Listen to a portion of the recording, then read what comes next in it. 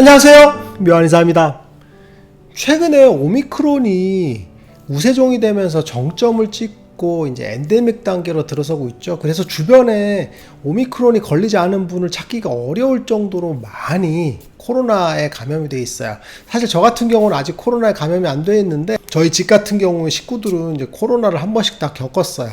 그 중에 오미크론을 겪었거든요. 그런데 오미크론이 처음 나왔을 때 루머가 하나 돌았어요. 영국에서 이제 조이지라는 매체에서 오미크론이 발생됐을 때 특이한 피부 질환이 발생한다라고 했거든요. 그래서 뭐 땀띠 모양의 발진이 생기고, 그리고 아니면 두드러기 모양의 발진이 생기고, 아니면 동상과 같은 그런 피부 질환의 손발이 생긴다고 해서 세 가지 타입으로 나눴는데, 사실 이거는 루머에 가깝고 사실이 아니다라는 결론이 났죠. 그래서 코로나 바이러스와 피부 질환의 관계에 대해서는 사실 큰 연관성이 없다고 얘기가 되고 있어요. 실제로 코로나 바이러스에 걸렸을 때 피부 질환에 대한 부작용들이 발생하는 비율은 사실 굉장히 낮거든요. 저 같은 경우에도 진료를 할 때 코로나 바이러스 때문에 새로운 피부 질환이 생겨서 오시는 경우를 사실 본 적은 없어요. 그런데 오미크론에서 특이한 점이 하나 있습니다. 기존에 제가 만성 피부질환을 진료하다 보니까 피부질환 환자분들을 좀 길게 보는 그런 경향이 있죠. 그런데 그 과정에서 델타에 걸린 분들도 많이 계셨거든요. 그런데 델타에 걸렸던 분들 같은 경우는 본인이 갖고 있는 피부질환, 즉 아토피 피부염, 화폐상 습진, 지루성 피부염 증상 자체, 대부분 습진성 질환이겠죠.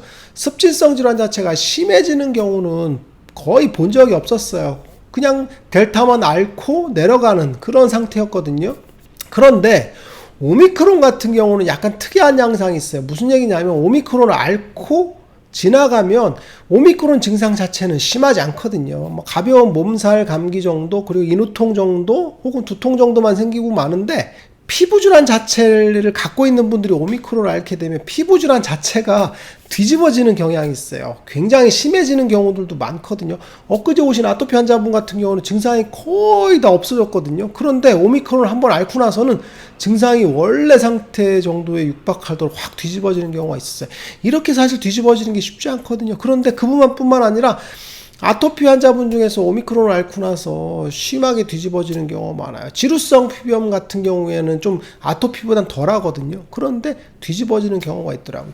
화폐상 습진 같은 경우에도 오미크론을 앓고 나서 뒤집어지는 경우가 꽤나 많습니다. 그래서 논문화된 이야기는 아니지만 임상적으로 제가 만성 피부질환을 오랫동안 치료하고 관찰해본 바로는 오미크론을 앓게 되면 본인이 갖고 있던 그런 습진성 질환 자체가 약간 악화되는 그런 경향성을 갖고 있는 것으로 추정이 됩니다.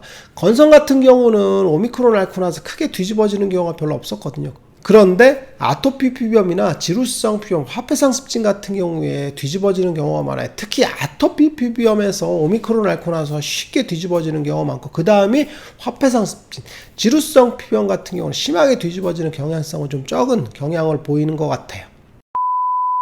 오늘 진료식 꿀팁에서는 오미크론과 습진성 만성 피부질환의 관계에 대해서 한번 알아봤어. 오미크론을 앓게 되면 만성 습진성 질환들이 조금 더 악화되는 그런 경향성이 있다는 임상적인 소견에 대해서 한번 말씀드렸습니다. 묘한의사에게 궁금한 것 있으면 댓글로 남겨주세요. 영상을 통해서 답변해드리겠습니다. 빠이.